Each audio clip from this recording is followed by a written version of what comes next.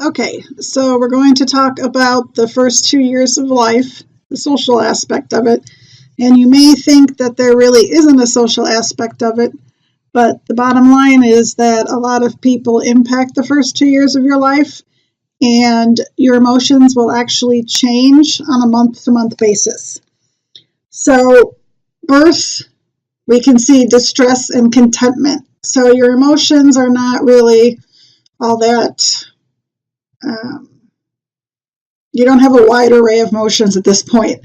We can tell when you're happy, we can tell when you're sad, we can tell when something's wrong. That's really about it. But at about 6 weeks, they develop a social smile.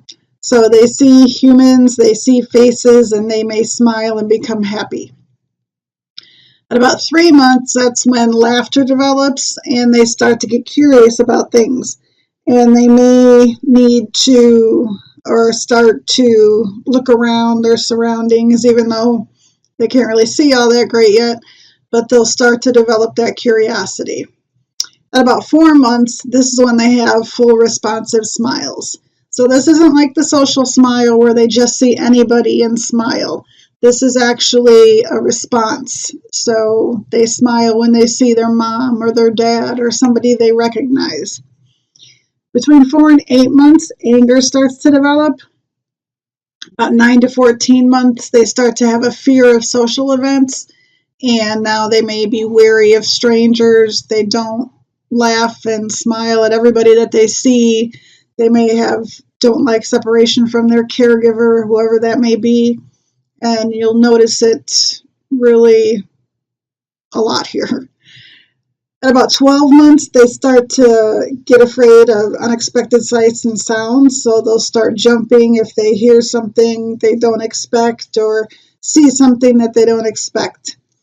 And then about 18 months is where they develop the more complicated emotions like self-awareness and pride, embarrassment, shame.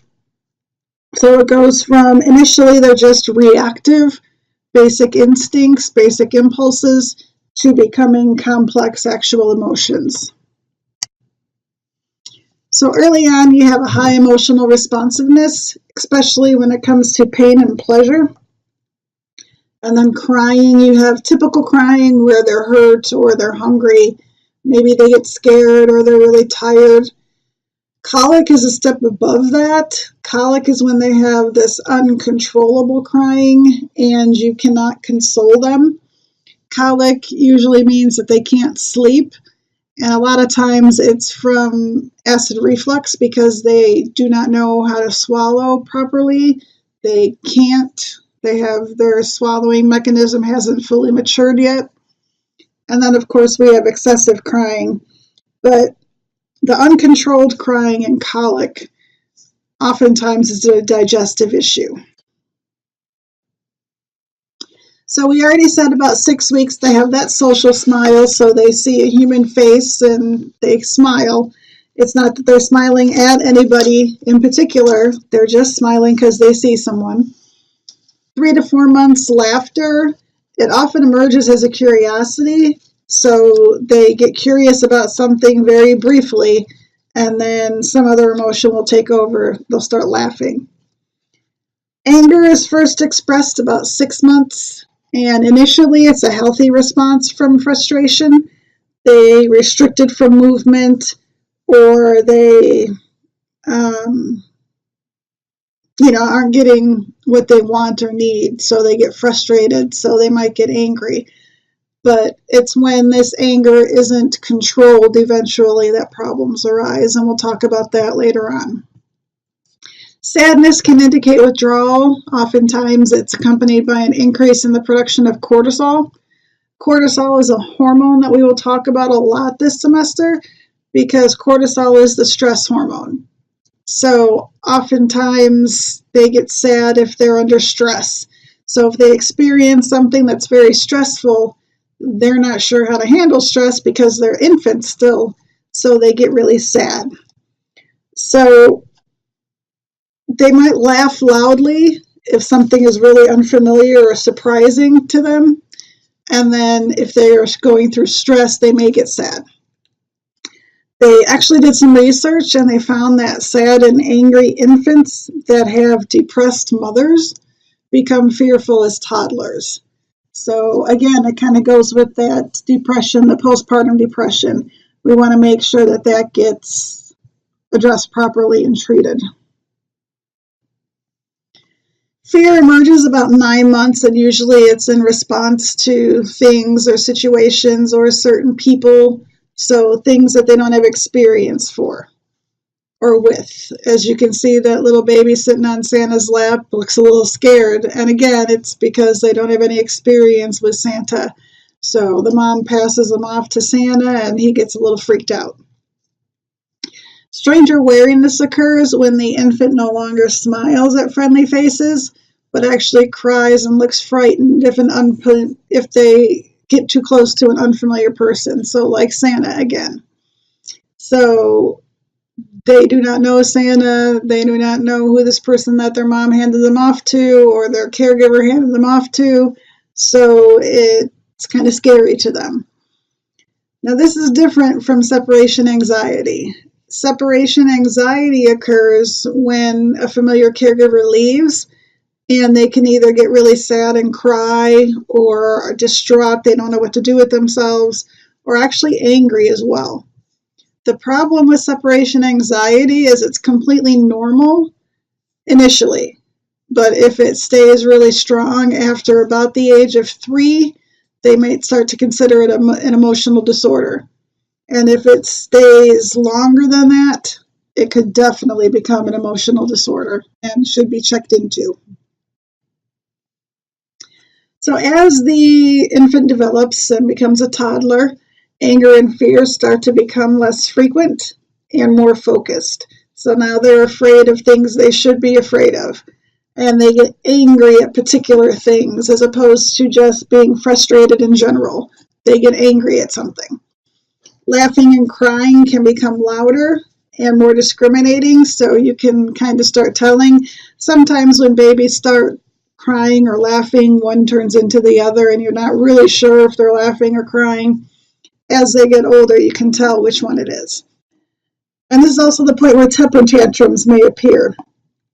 Now, temper tantrums are one of those things that are perfectly normal, but if they carry on past their toddler days, something needs to be done and it needs to be looked into, because a 5-year-old or a 6-year-old throwing a temper tantrum is no longer considered normal.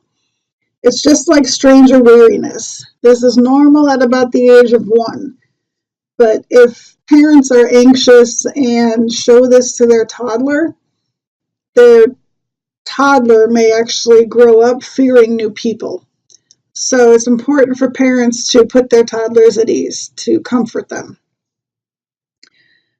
Again, separation anxiety is one of those things that's normal at 1, starts to get really intensified at 2, but then should be subsiding by age of 3. Same thing with temper tantrums. Initially, they're considered normal. There's no logic to them. They're just kind of throwing a fit. Now, the way to handle temper tantrums is not to get angry at them or yell at them. The way to handle temper tantrums is kind of to comfort them when it's all over. You don't want to get upset and punish them because then they might start acting out. But you also don't want to give in to them because then they will think that that's all they have to do is throw a tantrum and they're going to get what they want.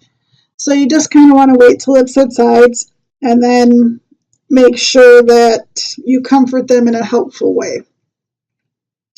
They also start to get social awareness, so some new emotions will come into play. So pride, shame, embarrassment, disgust, guilt.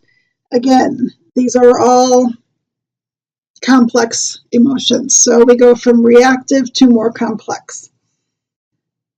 Separation anxiety can be kind of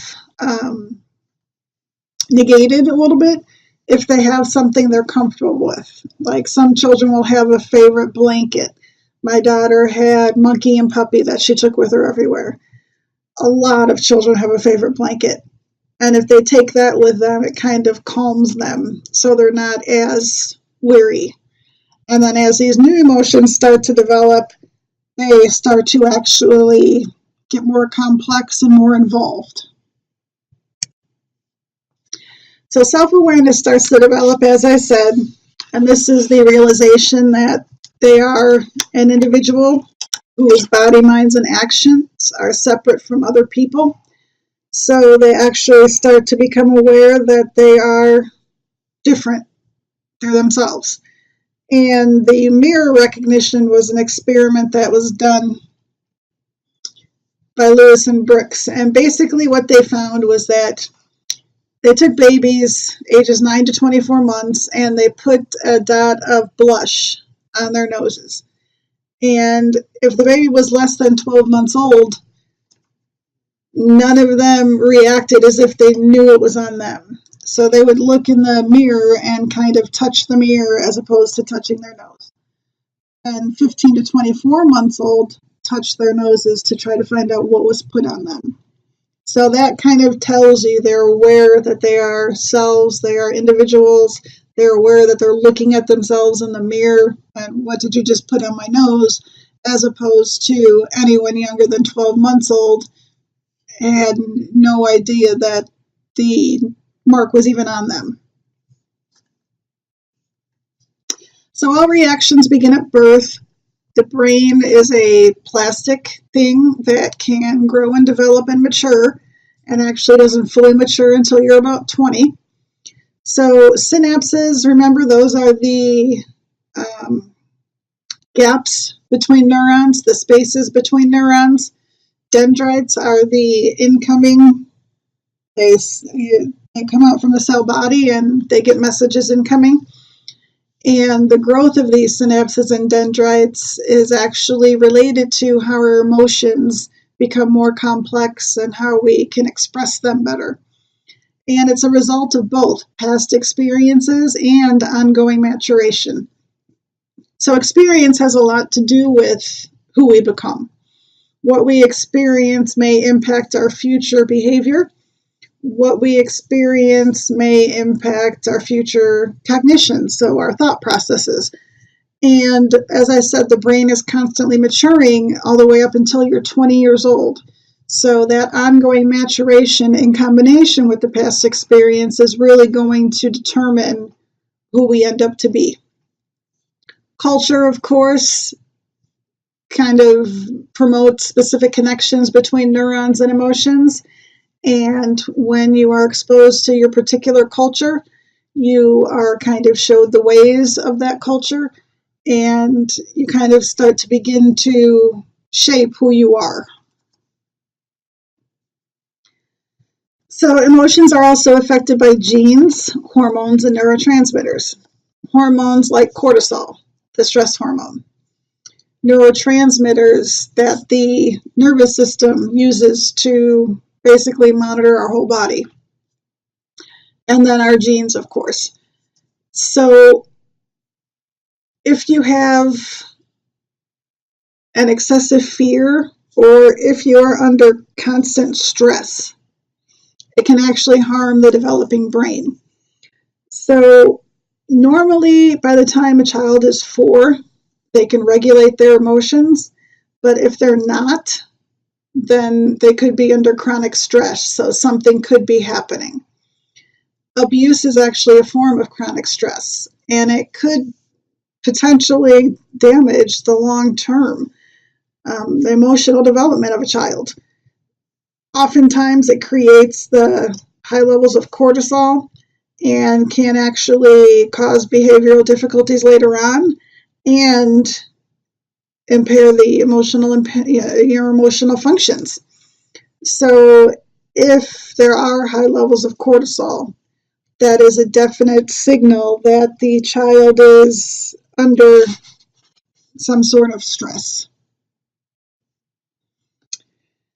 Temperament is biologically based. Temperament and personality are 2 different things. Temperament is your response to the environment. It's stable across time, it's stable across situations, and like I said, it is genetic. So if you're shy or if you're aggressive. That is temperament. You may find that you can try to change your temperament, but at some point it's always going to come out. So if you're shy in general, you can start to try to socialize, but that shyness is going to be there. Personality, however, are learned traits. So honesty, loyalty, those are things that you learn. So if somebody is an honest person, it is something they were taught and they've learned. That doesn't mean they're not going to lie now and again, especially in certain situations, but it's a personality trait that can change. Somebody can be honest, the first half of their life and then turn into a liar, or vice versa. Somebody can be loyal, except to maybe one person kind of thing. So personality traits are things that are learned and that can change. Temperament is basically stable. So 3 dimensions of temperament are found. Effortful control is regulating your attention and your emotion. Also self-soothing. So some babies have a tendency to be able to calm themselves down when they get angry or frustrated or upset. They can calm themselves down. They often say that the way to get your baby to sleep all night is to let them cry it out basically. So if you let them cry themselves to sleep, they can kind of learn to self-soothe. That's the whole idea. But regulating attention and your emotions are very important in that effortful control. Negative mood, when you're fearful, angry, unhappy, and then exuberance. This is the one that's most strongly linked to genes, and if you're active and social and not shy. So what they did actually was a study where they had infants that were exposed to either frightening mobiles that spun around or attractive mobiles that spun around and unusual sounds. What they found was that, again, some babies could kind of calm themselves down, some babies couldn't. Older babies were exposed to either a noisy robot or a clown that was kind of moving really close to them really fast. And they would either laugh, or they would cry, or they'd kind of be quiet, or it could be a combination of them. And that kind of predicted what would happen as they got older. So every dimension is going to affect your later personality and achievement, and they're associated with specific brain patterns and behaviors. We develop social bonds very early on, and a lot of people will have a tendency to either blame their moms or credit their moms for the person they came to be. And yes, your mom has a great deal to do with the person who you turn out to be, but you do as well. So synchrony is that rapid and smooth exchange of responses between a caregiver and an infant. It's kind of like dancing with a partner. You don't want to step on their toes. So if your infant is upset and crying, and you soothe them, kind of thing. Within that first few months, it becomes more frequent and elaborate, but it really helps infants learn. They can read each other's emotions and develop this interaction. And oftentimes it begins with parents imitating infants. So they will be, if baby smiles, we'll be like, yay, kind of thing. Or if a baby starts babbling, we'll ba ba ba ba ba back. So what the baby does, we kind of imitate as parents, and then it goes back and forth. But it's very important early on because they have to develop that social interaction skills. So experiments using the still face technique were conducted. And basically, the adult kept his or her face expressionless while they were interacting with an infant. And the babies became very upset by this and actually showed signs of stress. So what they concluded was that the parent's responsiveness to an infant actually aids in their development, both psychological and biological. The infant brain needs that social interaction in order to develop for their full potential. So if you're with a baby and the baby is clapping or smiling or laughing and you're just kind of sitting there with no expression at all, the babies have a tendency to get upset. But if you're interacting and playing patty cake and babbling back and that kind of thing, the babies end up doing well and developing to their fullest. So what they found was that if a child had a depressed or anxious mother, they really could not respond well to social cues. They weren't sure how to read other people or how to respond to them. So attachment is that lasting emotional bond that one person has with another. It begins in early infancy and is an influence throughout their lives. So attachment is a lifelong thing, and it's really crucial to form that attachment because babies need to feel safe. So they need that synchrony, they need that interaction, and they need that attachment in order to develop normally. So you want them to interact early on. So birth to 6 weeks is what we call the pre-attachment phase. And this is where they start to show attachment through, trying to maintain contact. But again, it's early on, so that's usually when the mother is caring for the infant and holding them a lot. 6 weeks to 8 months is attachment in the making. So they may start to crawl towards their caregivers and things like that. 8 months to 2 years is when that classic secure attachment bond occurs. So this is when they'll start to follow around their caregivers and approach their caregivers and try to interact with their caregivers. They'll try to get their attention.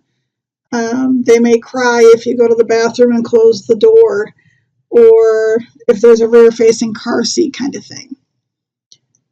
From 2 to 6 years, they have attachment as a launching pad. So they'll use the attachment in order to maintain their contact. 6 to 12 years, it's mutual. 12 to 18, they start attaching to new figures. So maybe they'll have feelings towards the same sex or the opposite sex. And they'll start to grow bonds and attachment with them. And then from 18 years on, it's attachment revisited. So they start to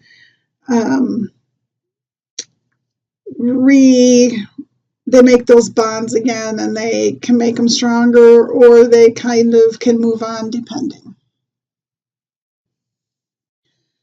So we have 4 main attachment types. The insecure avoidant attachment is when the infant avoids connection with the caregiver. So if the caregiver leaves or is there or leaves and comes back, they just don't seem to care. Secure attachment is what we all want. The infant has both comfort and confidence when the caregiver is present. And that's what we all want. They may, if they're on their caregiver's lap, for example, they'll get off to play, but they know their caregiver is still there. The insecure resistant / ambivalent attachment is when you can tell the infant is anxious or really uncertain. And what happens when their caregiver leaves is they get very upset. And then when their caregiver comes back, they're kind of uncertain. So they want to reunite with their caregiver, but at the same time, they kind of push them away. And then disorganized attachment is where they have inconsistent reactions to the caregiver's departure and return. So one time they may cry when the caregiver leaves and cry when they come back. One time they may cry when they leave and not really care when they come back. They may cry when they leave and hug them when they come back. It's just really, as the name implies, disorganized. And these individuals will actually switch from hugging their caregiver to hitting them in a matter of, seconds. So, as the name implies, it's just all over the place. The strange situation was a way to measure attachment. So they looked for infants' reactions to the stress of adults coming and going when they were placed in an unfamiliar playroom. So what they observed is that a secure toddler will happily play. When the caregiver leaves, the secure toddler will miss them. And when the caregiver comes back, a secure toddler will welcome that caregiver's reappearance, so they'll hug them. And this is what we really want. Like I said, that secure attachment. The insecure avoidant type would play and ignore the caregiver when they left and came back. The insecure resistant / ambivalent is clingy and very unhappy when the caregiver leaves, and then kind of angry and hits them when they get back. And then the disorganized, again, they're very cautious. They kind of act weird. They would act out, screaming, throwing things, hitting things, kind of all over the place. So that secure attachment is what we really want. So this is showing you, first they're excited because they're playing with the caregiver, then they look a little troubled when they leave, and then they are comforted when they get back. So when an infant is securely attached, you can't give them a toy to replace their caregiver. They look worried when their caregiver leaves, but then when they come back, they're comforted. So the stresses of poverty can actually reduce secure attachment, and insecure attachment can really correlate with a lot of other problems. So that kind of tells you that stress and how significant it is even at such a young age. And if you think about it, an infant or toddler doesn't know they're stressed or poor, but they know how their parents react to being poor and not having enough money to pay the bills. So the biggest thing here is how the parents react and how the parents show their stress in front of the infant. So what we want to do is not let the stresses of life impact infants as much as possible. Insecure attachment may be a sign, but not a direct cause of issues. So if a child has later problems in life, it doesn't mean that it's because they were insecurely attached. And attachment behaviors really only look at one quality of that parent-child relationship. Again, how parents react in front of children, that is huge in how they're going to react. I always said that I never knew I was poor until I knew I was poor, because my mom never showed it. So that's really important. Correlation is not causation. That is crucial. Correlation means that it's likely, but not causing. It's just associated. So like I've said before, we can't say smoking causes lung cancer, because not everybody who smokes get lung cancer, and not everybody with lung cancer was a smoker. So it's correlated, not caused. We looked at Romanian children actually, and what we found was that attachment does affect early brain development, but it can be reversed, so to speak. So in the late 1980s, Romanian children were part of international adoptions. So infants adopted before they were 6 months of age fared the best. They were able to develop that close attachment. After 12 months, they often suffered a variety of adverse outcomes. But when you look at this picture, you've got lead paint, it looks like, chipping away. Children are sucking on the cribs. There's bars that are kind of bent all over the place. There's sheets hanging between cribs. So there's a lot of other things going on. But attachment is crucial to our later life and even our brain development. If you can't make that initial attachment, it's very important to work on it as soon as possible. Social referencing is when you look to other people and try to figure out what you're supposed to be doing. So it's kind of like one of those things that when you look around the room and if everybody is crying, you feel like you're supposed to be crying, so you start crying. Or if everybody is eating and saying that the food is great and yummy, then you're going to eat and say it's great and yummy. So you look for social or you look for emotional responses based on what everybody else in the room is doing. Mothers use a variety of expressions and gestures to convey their social information to their infants. I even talk with my hands. So, yeah, I get it. Fathers are more involved than previously noted across the board, but involvement can be influenced by a lot of factors. Culture variations, for example, some cultures do not think that fathers are necessary. Some cultures think that fathers should be out working and supporting the household. Fathers have a tendency to play rougher with their children, so they'll wrestle around. We have less gender rigid roles now, so it's not necessarily the father is at work and the mother stays home anymore. And oftentimes we need a dual income to support the household. So a lot of things influence a father's involvement.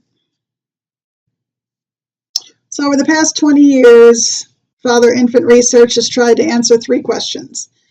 Can men provide care for infants as well as women can? And the answer is yes. Is the father-infant interaction different from the mother-infant interaction? And that answer is again yes. As I said, fathers have a tendency to play rougher with their kids. They kind of wrestle around and roughhouse, whereas the mothers may read or play peekaboo or something like that. How do fathers and mothers cooperate to provide infant care? Well, that depends on the situation. Some mothers and fathers can get along great and really cooperate when it comes to providing for their infants. You know, one will stay home while the other goes to work, and then the other will stay home while the previous goes to work. Or they'll both help cook dinner or change diapers or get up for nighttime feedings and things like that. Other mothers and fathers don't agree on anything, and they argue all the time. And maybe the mother's job is supposed to be to get up to care for the infant kind of thing. So it really depends on the people in a nutshell. Freud, again, with his psychoanalytic theory, we are in the oral and anal stages. The oral stage is the first year. The anal stage is the second year. Freud believed that we had these potential conflicts and that if we didn't resolve them properly, we would end up with issues later on.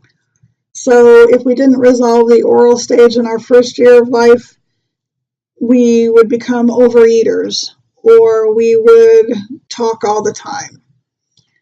If we couldn't resolve the anal stage, for example, if it was too strict or we tried to do it too early and the toddler refused, they may grow up and have an anal personality to control everything as an adult. So it really depends on the extent. The oral fixation could come from you're being weaned too early or you're prevented from sucking. And then again, you'll want to eat excessively or talk excessively. So yeah, he believed that these problems in the first and second year of life could last a lifetime. Erickson, which your project is going to be on, the stages we're in now are trust versus mistrust and autonomy versus shame and self-doubt. Trust versus mistrust is the first one in infancy, and infants learn to trust the world or they don't. So they trust their caregivers, they trust the world is a secure place, they trust that their basic needs are going to be met, or they are very mistrustful and suspicious of everything. So if an infant successfully resolves this crisis, they will grow up to be trusting adults. If they do not, they will grow up to be suspicious adults and weary adults. Autonomy versus shame and self-doubt is toddlers. They can either gain control of actions in their bodies or they fail. Now, this could happen because they don't have the oomph or coordination to successfully do things themselves, or it could be from their parents insisting that they do everything for them. They don't want to let them try to do anything themselves. So again, an adult could be suspicious and pessimistic or easily shamed. And this is not a good thing either. So you want to encourage your children to be trusting, and you want to encourage them to do things for themselves early on. Bandura and social learning theory basically said that we have to mold the emotions and personality through reinforcement and punishment. So behavior patterns are acquired by observing others. So either we have to reinforce those patterns or punish those patterns. Gender roles are learned during this part, and before it used to be the mother stayed at home, the father went to work. Now it's not like that anymore, and the gender roles aren't as rigid, and we're having new things come into play that people are more openly gay and openly transgender, and this needs to be accepted as well. The problem becomes when their parents don't accept them, and that can lead to really bad things, and we'll talk more about that in a later chapter. So parenting has an effect, of course, proximal versus distal. Proximal parenting is when you're constantly close to the baby, you're holding them, touching them, you're very involved in that baby. Distal parenting is more of a standoffish approach. You provide the basic needs, but do not communicate very well. You don't hold them a lot or touch them a lot. So proximal is more warm and loving. Distal is, well, you have what you need, and hands-offish. Cognitive theory, remember we talked about Piaget. It's basically a set of assumptions that we use to organize perception and experience. So perception is how we interpret sensation. So the child's interpretation of early experiences is more important than the actual experience themselves. So if they go through something, how they interpret it is what's really important than the actual experience. So if they are tickled a lot and they interpret that as fun, that interpretation is more important than the actual tickling. If they interpret it as a scary thing that they don't like, again, that interpretation is more important than the actual tickling. So we can develop new working models based on new experiences, or we can kind of reinterpret previous experiences. So again, with the tickling, if you initially are tickled and you don't like it at all, so you interpret it as a really bad experience, but then you're tickled again, well, you can rework that idea and maybe reinterpret it to where it's funny. Daycare can also have an impact because we have a lot of dual income households now. So the bottom line is we need daycare. High quality daycare during infancy has 5 essential characteristics. If you don't have the option to leave them with grandma or a family member, you want to make sure that the daycare has adequate attention to each infant. So you want there to only be a certain number of infants to each daycare provider. You don't want one person being in charge of 30 infants. You also want to make sure they encourage language and sensory motor development, because this is a crucial time where your baby is learning. You also want to make sure they pay attention to health and safety. You want to make sure that the meals that they give are healthy.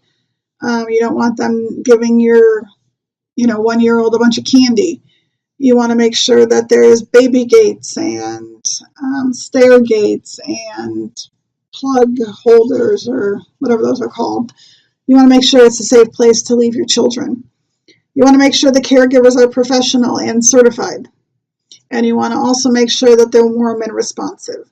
You don't want to drop your child off and have them mistreated or ignored. Bad things can happen. And depending on where we live, really makes a difference. In the United States, only 20% of infants are cared for exclusively by their mothers during the first year. We do not have a federal maternal leave policy, so there isn't anything saying that you have to allow new mothers to be off for a certain period of time with pay. We don't have that in the US. In Canada, they have a more generous maternal leave policy, so most newborns are actually cared for exclusively by their mothers. In Norway, new mothers are paid full salary to stay home for 47 weeks. Now keep in mind, there's 52 weeks in a year. So new mothers are actually paid their full salary to stay home for 47 weeks, so pretty close to a year. After that, they have high-quality free daycare. In Australia, they're actually paid $5,000 for every newborn they have. Parental leave is paid, and then they have public subsidies for childcare after that. So what you can do with your children as far as daycare goes really does differ depending on where you live. So that is all we have for now. We will talk about Chapter 5 next. Bye.